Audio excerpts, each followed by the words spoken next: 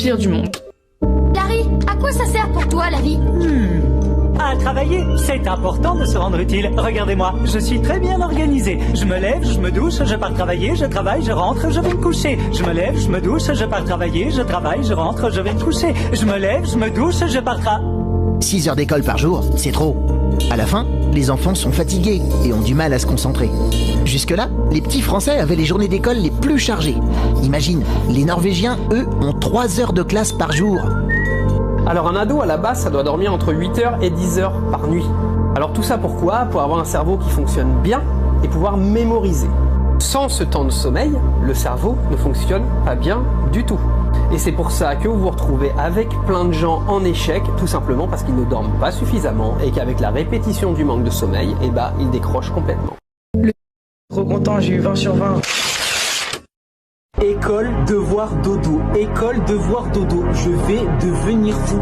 Le système scolaire français est le pire du monde. 6 heures d'école par jour, c'est trop.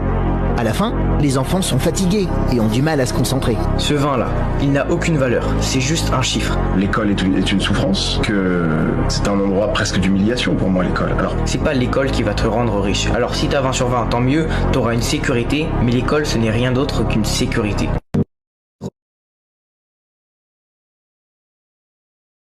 Je ne sais pas si vous êtes au courant, mais mon fils Paul s'est entiché de votre fille et elle...